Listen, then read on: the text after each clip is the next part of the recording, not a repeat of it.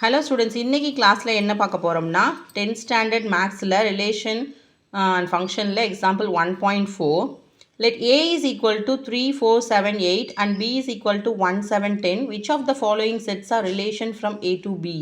அதாவது ஏன்னு ஒரு செட்டும் பின்னு ஒரு செட்டும் கொடுத்துருக்காங்க. கீழே 3 ரிலேஷன் கொடுத்துருக்காங்க. ஏ டு பிக்கு இது ரிலேஷனாக இல்லையான்னு நம்மளை கண்டுபிடிக்க சொல்லியிருக்காங்க.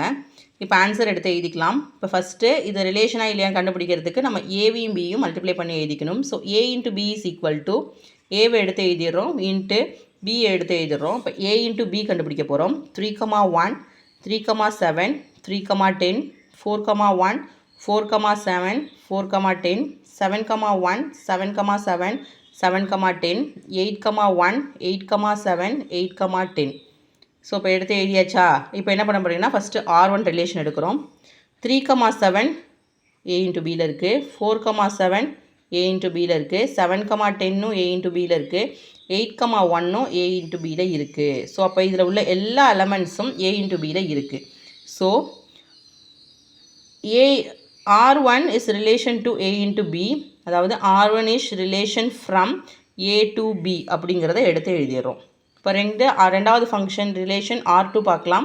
3,1 4,12 3,1 இருக்குது, ஆனால் 4,12 ஏ இன்ட்டு பியில் இல்லை. அப்போ என்ன எழுதுறோம்னா here 4,12 is belongs to R2, அதாவது 4,2ங்கிறது R2வில் இருக்குது.